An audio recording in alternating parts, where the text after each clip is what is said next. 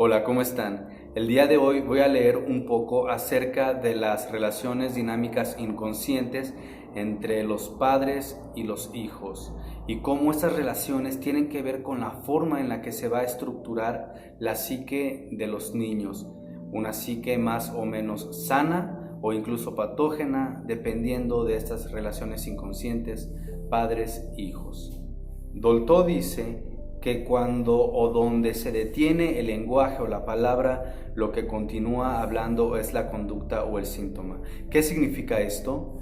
Bueno, pues no me digan que cuando ustedes le dicen a alguien te amo, esas dos palabras te amo son suficientes para expresar todo lo que piensan y sienten por esa persona.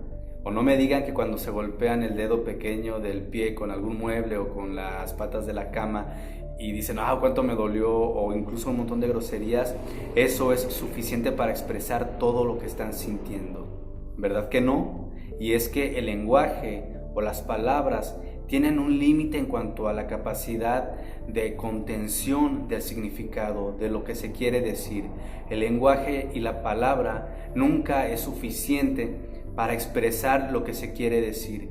Y cuando las palabras llegan a su límite de expresión, lo que continúa hablando es entonces nuestro comportamiento o los síntomas. Con esto en mente, vamos a pensar, por ejemplo, en los niños problematizados o perturbados. El niño es quien mediante su síntoma, mediante su comportamiento, ya sea la agresión, la famosa hiperactividad, la falta de atención, el silencio, la introversión, el mojar la cama, la incapacidad para socializar, entre muchos otros síntomas, cristaliza. El niño es quien mediante estos síntomas cristaliza, da fe o expresa un conflicto inconsciente que está vivo, un conflicto familiar, un conflicto entre los padres, conflicto que se intenta esconder y que además en muchas ocasiones es aceptado por la familia como normal. En pocas palabras, el niño, al no poder expresar su angustia respecto al conflicto o al no poder expresar el conflicto mismo, lo actúa o le da vida por medio del síntoma o del comportamiento, ejemplos que ya mencioné. Inconscientemente, el niño va a soportar los secretos, las tensiones, los conflictos pues de los padres y va a tener que soportar el peso de la dinámica emocional sexual inconsciente de los padres. El conflicto que tenga que ver con las cuestiones emocionales sexuales de los padres van a recaer sobre el niño, por más que estos se intenten esconder o mantener en secreto. Como dice Dolto, en pocas palabras o en resumen, el niño o el adolescente se convierte en portavoz de sus padres. Los conflictos parentales, los conflictos del padre y de la madre van a hablar a través del niño o del adolescente por medio de sus síntomas o de su comportamiento.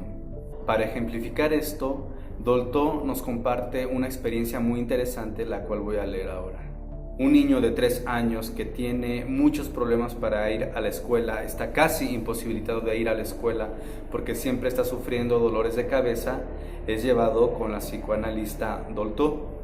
El niño le da la impresión a la psicoanalista de estar enfermo, de ser un niño muy pasivo y de estar en general lleno de pesares.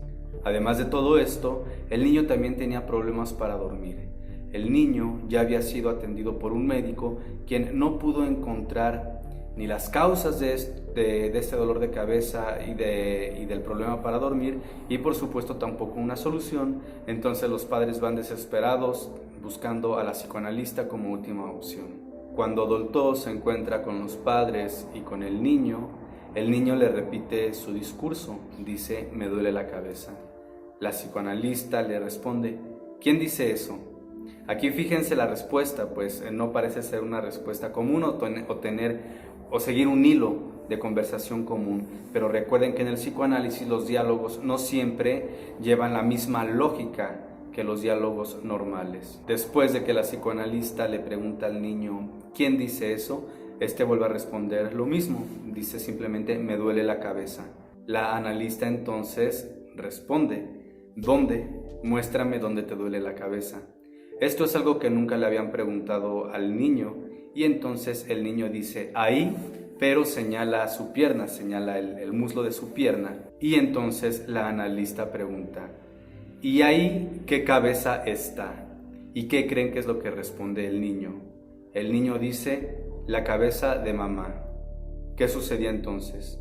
El niño era hijo de una madre quien también sufría dolores de cabeza psicosomáticos. Esta era una mujer sobreprotegida por un hombre quien estaba profundamente enamorado de ella y quien era 25 años mayor que ella.